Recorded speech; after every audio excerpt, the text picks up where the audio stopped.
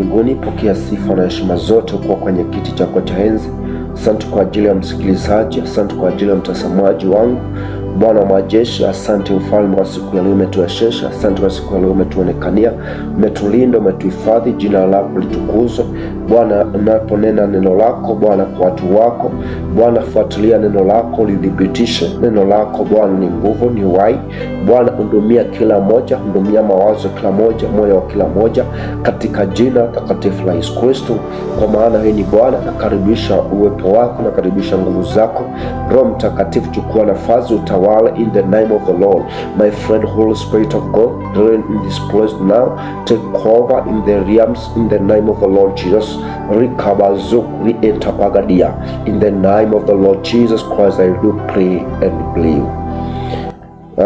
Mtazamaji wangu, nashukuru Mungu kwa wakati huu umetufikisha. Jina la Bwana litukuzwe, jina la Bwana lihimidiwe. Kwa majina naitwa mtumishi wa Mungu Julius Mutuma, niokoka, napenda Kristo, ni mwokozi wa maisha yangu, ni rafiki wangu wa karibu, nimekata kauli kumtumikia. Nataka ni share neno la Bwana nawe asubuhi ya leo kwa jina la Yesu Kristo, kuhusu Pasaka ama Passover. I want to speak about Passover of Jesus Christ. Ni ya kwamba kuna maadui wakati wa Passover wanafaa kuhukumiwa. Wakati wa Passover kuna mambo makubwa ambaye yanafanyika. Kuna the firstborns wa maadui zetu wanahukumiwa na Bwana, kwa sababu huo ni mkono wa Bwana Mungu mwenyewe unapita. Huo ni mkono wa Mungu mwenyewe unakuwa kwenye kazi. Ndiposa asubuhi ya leo nataka nikuambia kwamba kunayo Passover katika maisha yako inayokujia, kama jinsi ilivyofika siku ya Passover in the land of Misri, in the land of Egypt. Wakati wana wa Israeli walikuwa wameteseka, wakati wana wa Israeli walikuwa mateka, wakati wana wa Israeli walikuwa wamefinyiliwa sana na maadui, mkono wa Bwana ulipopita, siku ya Pasaka ya Bwana ilipofika, kuna mambo yalibadilika, kuna mambo yalifanyika katika maisha ya wana wa Israeli. Hivyo ndivyo nakuambia, katika Pasaka yako kuna mambo Bwana anafanya, kuna badiliko Mungu analeta maishani mwako. In the name of Jesus Christ, ni lazima kuwe na badiliko wakati wa Pasaka.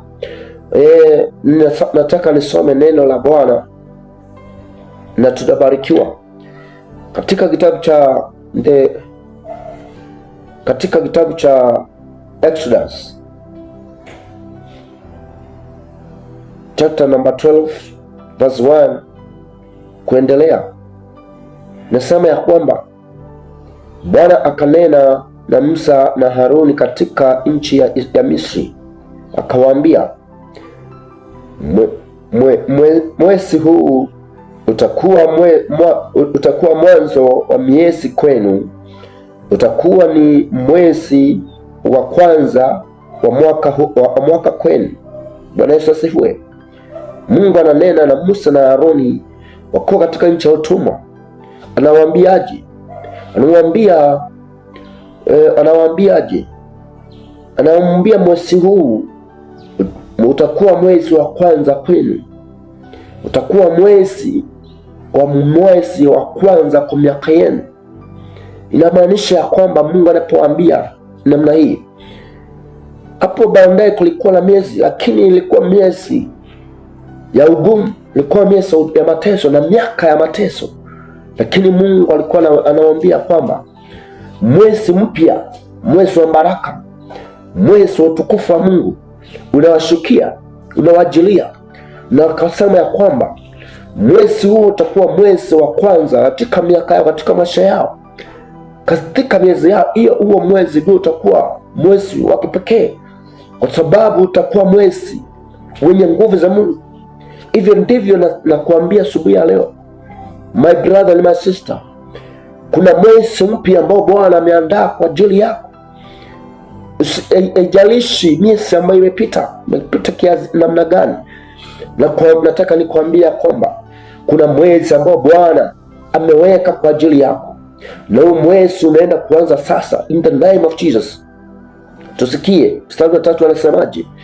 Semeni na makutano wote wa Israeli, mkawaambie siku ya 10 ya mwezi huu kila mtu atatoa mwana kondoo kwa hesabu ya nyumba ya baba zao, kwa hesabu ya nyumba za baba zao.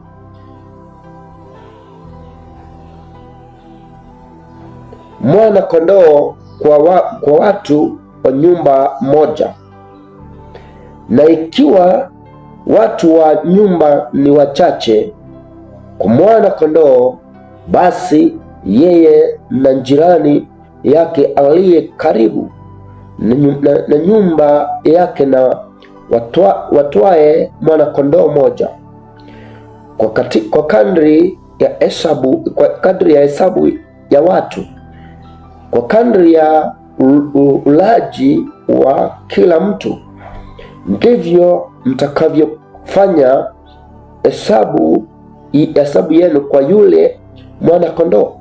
Bwana Yesu asifiwe. Mungu anasema, anaongea habari ya Yesu Kristo mwenyewe. Mwana kondoo alikuwa amemwakilisha Kristo katika Israeli, katika Misri.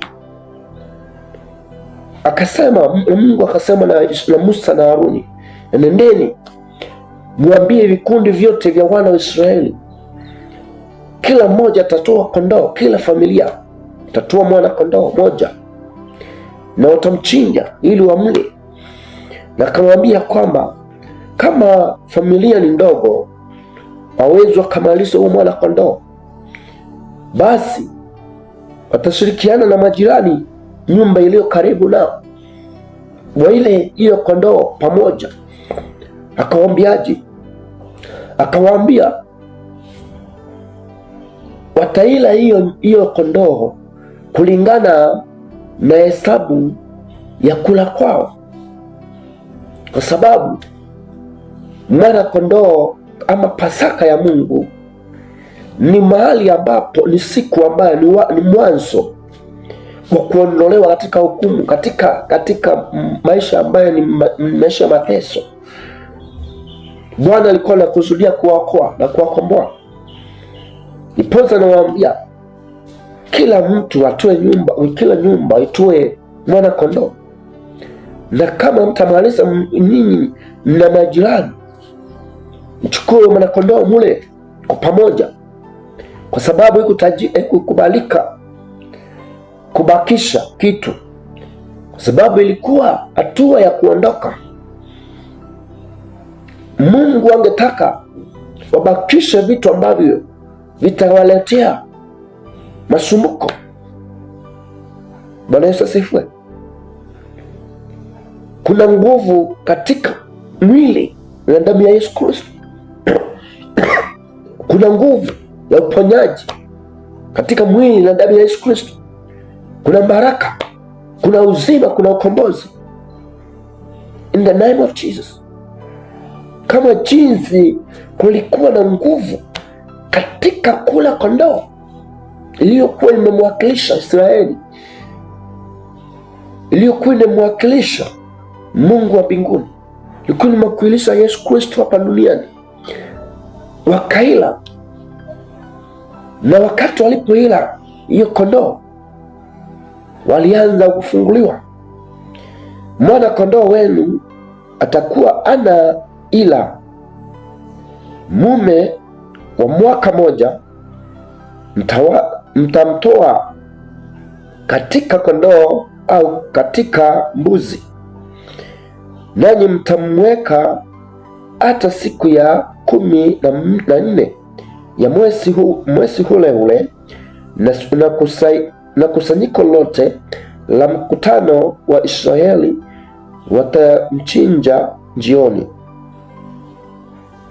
na watatoa baadhi ya damu yake na kuitia katika mimo miwili na katika kizingiti cha juu katika zile nyumba,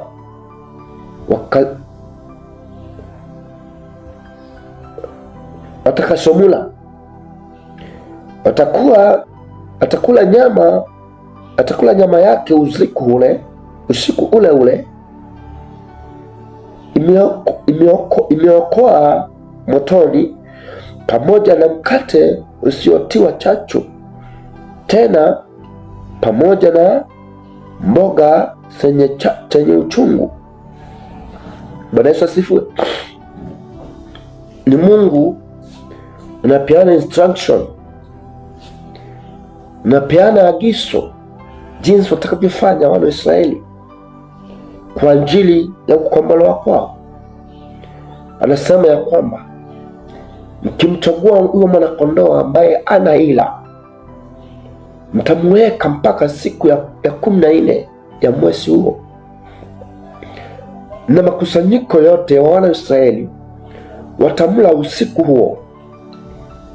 Na anasema ya kwamba damu yake wataipaka katika miimo ya mlango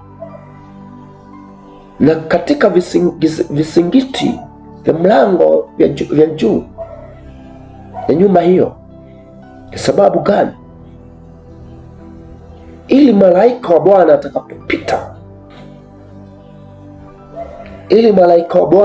atakapopita, wakiona ile damu ya mwana kondoo, ataipita, atairuka, na yeye atafika katika nyumba ya Wamisri.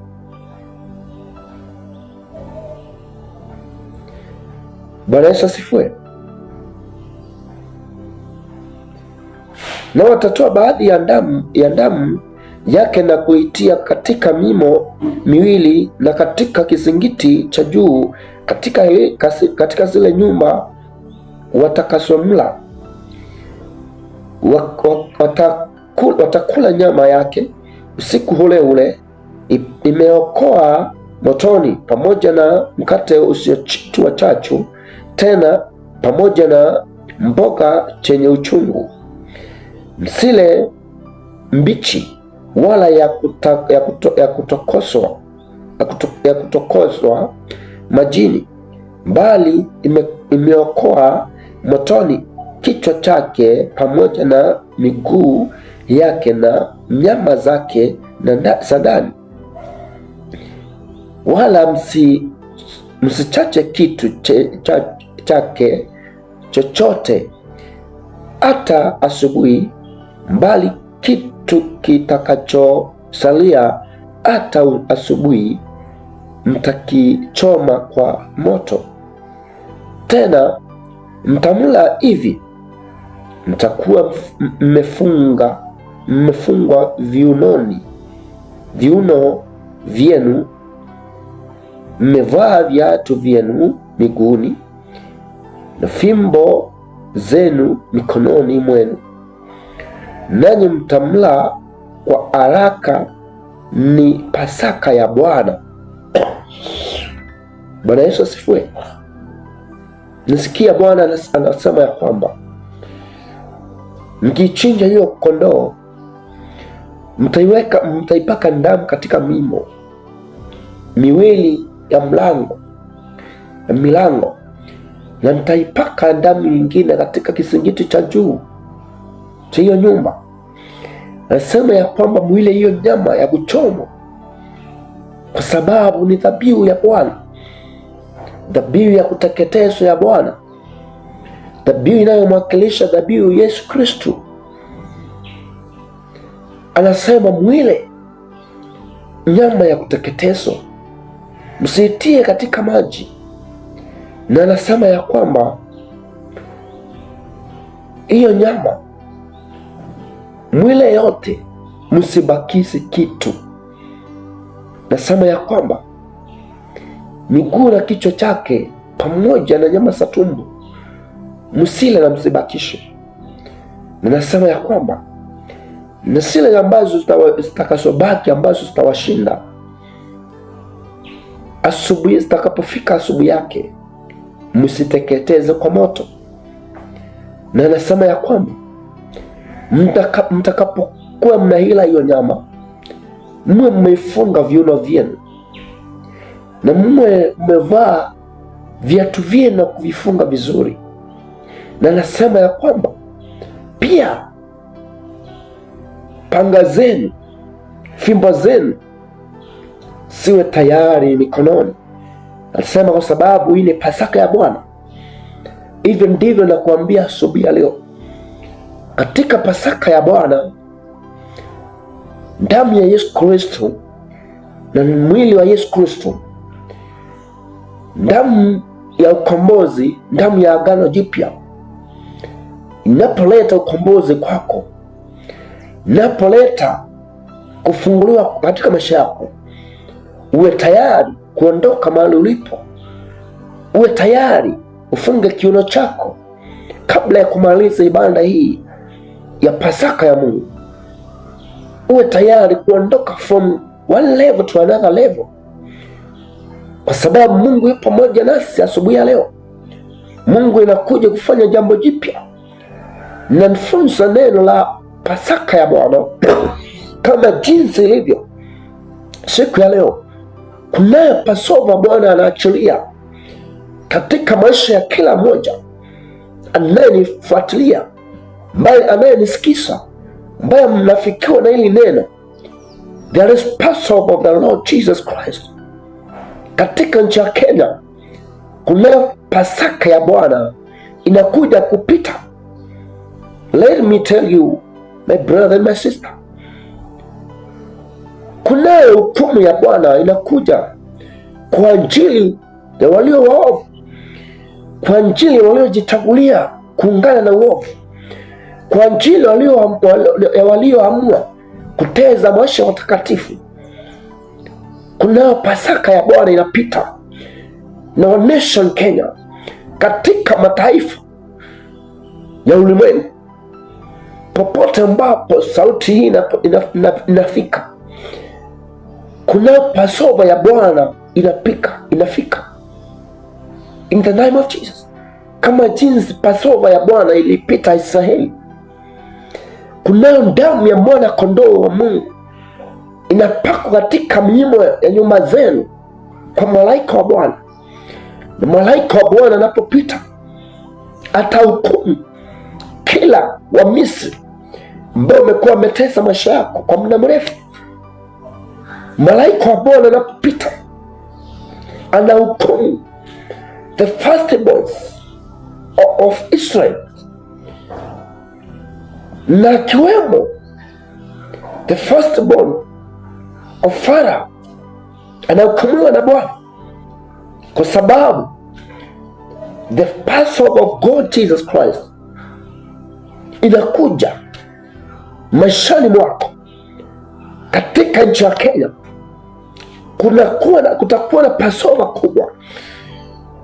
Kuna watu watahukumiwa, kuna watu wataondolewa na hukumu ya Bwana, kuna watu watahukumiwa na kusiakwa na mkono wa Bwana, ambao wamekuwa wakisuilia kanisa, ambao wamekuwa wakipigana na watumishi wa Bwana, ambao wamekuwa wakipigana na waombezi. Kuna Passover. Nimetumwa na Bwana nikuandae, my brother and my sister. Nimetumwa na Bwana nikutangazie, kama jinsi Musa na Haruni alitangaziwa na Bwana, alitumwa na Bwana kwa vikundi vyote vya Israeli, akawaambia huu ni mwezi huu ndio mwezi, utakuwa mwezi wa kwanza. Huu ndio unaenda kuwa mwezi wa kwanza. Hivyo ndivyo nakuja kutangaza kwako. Kuanzia sasa kuna mambo yatabadilika. kuna ghadhabu ya Bwana inashuka duniani. Kuna ghadhabu ya Bwana inashuka kwa ajili ya waovu, kwa ajili ya Wamisri ambao wamekuwa kinyume cha Bwana, kinyume na utakatifu wa Bwana, ambao wamekuwa wakisuilia neno la Mungu na wakipingana neno la Mungu, ambao wamekuwa wakifanya mioyo yao migumu, kama jinsi Farao alifanya moyo wake kuwa mgumu. Alikuwa amesuilia Israeli miaka mingi, lakini wakati Pasaka ya Bwana ilipofika, ukombozi wa Bwana ulishuka. Waisraeli walifurahia. Waisraeli walitoka katika vifungo, walitoka kwenye utumwa. Hivyo ndivyo natangaza, kuna watu siku ya leo, kuna watu mwaka huu wa 2026 maisha yao yanaenda kubadilika. Huu ndio mwaka unaenda kuwa mwaka wa kipekee, mwaka wa kipekee, mwezi wa kwanza katika maisha yako, mwaka wa kwanza katika maisha yako. Miaka mingine imepita ya mateso, ya kilio na huzuni, miaka ya kudharauliwa, lakini niko hapa nikutangazia kwamba huu ni mwaka mpya wa kwako. Ni mwaka utakao kuwa mwaka mpya, mwaka wa kipekee, mwaka wa kwanza, mwezi wa kwanza katika maisha yako, kwa sababu ni mwezi na ni mwaka ambao utasahau tena. In the name of Jesus Christ. Kuna watu wanaenda kuhukumiwa na Bwana.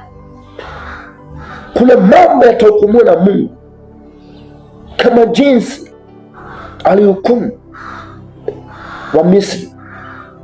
Tena mtamula hivi, mtakuwa mmefunga viuno vyenu, mmevaa viatu vyenu miguuni na fimbo zenu mikononi mwenu, nanyi mtamula kwa haraka. Ni Pasaka ya Bwana. Hivi ndivyo neno la Mungu lasema. Mtalisikia neno la Bwana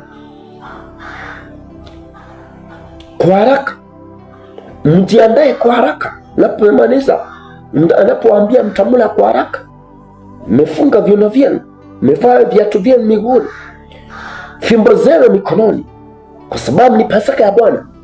Mungu anamaanisha kwamba uwe tayari kuondoka katika kiwango hichi, kuingia katika kiwango chingine, kuondoka, kuyaacha maisha ambayo ni duni na kuingia katika maisha ya raha na furaha, maisha ya amani ya utukufu wa Mungu, maisha ambayo yanamletea Mungu utukufu. Mungu anamaanisha kwamba uwe tayari kutoka haraka katika mateso. Hivyo ndivyo nimekuja kukuambia, uwe tayari kuyaacha maisha ambayo ni duni na kuingia kwa haraka kwa utukufu wa Mungu. In the name of Jesus. Maana nimepita katika kati ya nchi ya Misri usiku huo, nami nitawapiga wazaliwa wa kwanza wote katika nchi ya Misri, wa mwanadamu na wanyama, nami nitafanya hukumu juu ya miungu yote ya Misri.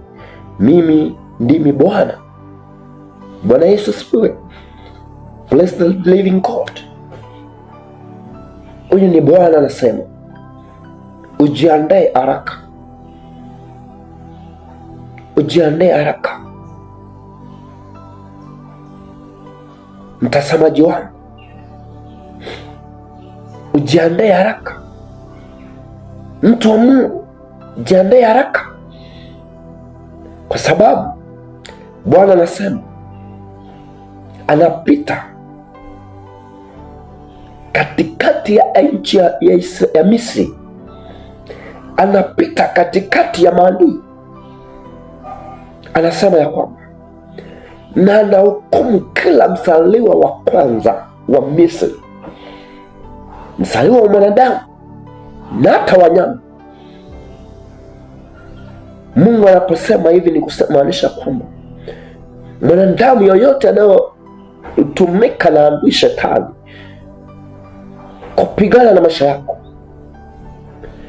mnyama yoyote ambaye anatumiwa na adui Shetani kukuteza na kukupinga, Mungu anapopita katikati ya ulimwengu wa maadui, anawaangamiza wazaliwa wa kwanza. Na maanisha ya kwamba anaachilia kilio kwa maadui. Ilifanyikaje? Wakati Mungu alipita katikati ya Wamisri,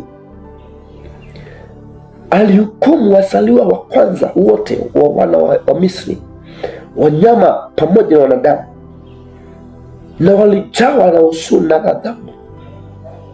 Walilia sana, na nipoza Farao aliamua kuachilia Wanaisraeli. Kwa hivyo ni lazima watu fulani wahukumiwe ili wakubali kuachilia maisha yako. Natangaza hukumu ya Bwana kinyume na maadui, kinyume na Farao, kinyume na wazaliwa wa kwanza wa maadui ambao wamekuwa wakipigana na maisha ya kanisa, ambao wamekuwa wakipigana na taifa na mataifa ya Bwana, ambao wamekuwa wakipigana na kizazi. Natangaza hukumu ya Bwana, the person of Jesus Christ, katikati ya maadui. Mkono wa Bwana wa hukumu upite kwa jina la Yesu Kristo. Asante Mungu kwa ajili ya ukombozi. Asante kwa ajili ya neema. Asante kwa ajili ya Pasaka yako. Thank you Lord Jesus. Kuna nguvu katika mwili wa Yesu Kristo. Kuna nguvu katika damu ya Yesu Kristo. In the name of Jesus. Pasaka ya sasa ni kupitia damu na mwili wa Yesu Kristo. Na hivyo ndivyo natangaza, kupitia damu na mwili wa Yesu Kristo, kupitia damu ya Yesu Kristo iliyomwagika, natangaza hukumu kwa maadui ambao wamekuwa wakipigana na kanisa la Bwana. Natangaza hukumu kwa maadui wa nchi ya Kenya. Natangaza hukumu kwa wazaliwa wa kwanza wote wa maadui, wachawi na waganga, devil worship na primasho. Natangaza hukumu in the name of Jesus Christ. Na hukumu kila uovu, na hukumu kila Farao na uzaliwa wake in the name of Jesus Christ. Naachilia nguvu na upako utokao kwa damu ya Yesu Kristo, uwahukumu kila uovu, uwahukumu kansa, uwahukumu pressure, uwahukumu arthritis, uwahukumu magonjwa ambayo yanakutisha na kukutesa kama mwanadamu in the name of Jesus Christ. Na kupitia mwili na damu ya Yesu Kristo, the person of Jesus Christ, natangaza maisha yako yakabadilike. Natangaza afya maishani mwako. Natangaza amani katika nchi ya Kenya. Naondoa kila uovu unaotawala kanisa, unaotawala taifa, unaozuilia kizazi cha Bwana. Natangaza hukumu ya Bwana, the person of Jesus Christ, ikapita katikati ya nchi ya maadui, wakahukumiwa na Bwana. Naomba kwa ajili ya kila mtazamaji, Mungu wangu, na kushukuru kwa ajili ya neno lako mtakatifu Yesu. Winuliwe, utukuzwe. Rikabazuka la bagadia lipezuka talabada kadieta mazuko tepila ripelozeke taragadaba lesha la bagadia talabazia. Natangaza lazima watu wafunguliwe. Natangaza watu wafunguliwe. Natangaza watu waachiliwe in the name of Jesus Christ. Naamuru ewe Farao, waachilie watu wa Mungu. Let the people of God go in the name of Jesus Christ. Rikabagadia talababu salta kraba. Maroho ambayo yanakuwa magumu, yanakuwa na mioyo ya ugumu, hataki kuachilia watu wa Mungu, na waamuru sasa kupitia damu ya Yesu Kristo, mwachilie watu wa Mungu in the name of Jesus Christ. Lishakatalaba rikabazoka yande ripa antoria gadia ripazokotelikada lishakadiitalabazia. Natangaza damu ya Yesu ikahukumu kila uchawi, ikahukumu kila uovu, ikaondoe kila magonjwa, ikaondoe kila mateso.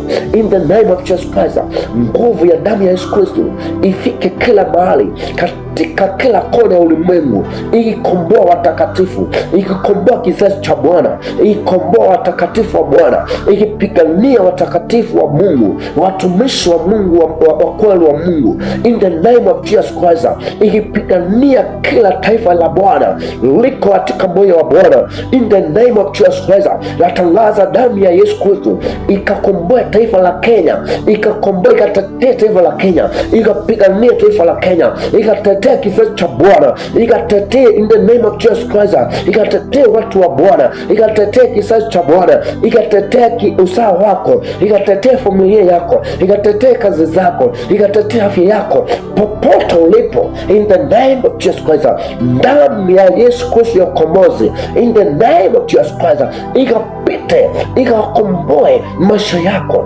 ikapite, ikapike maadui, ikapite, ikapige kila uovu, ikapite, ikahukumu kila ugonjwa, ikahukumu kila laana kwa jina la Yesu Kristo. Asante Bwana Yesu kwa ukombozi wako. Asante Bwana Yesu kwa neno lako.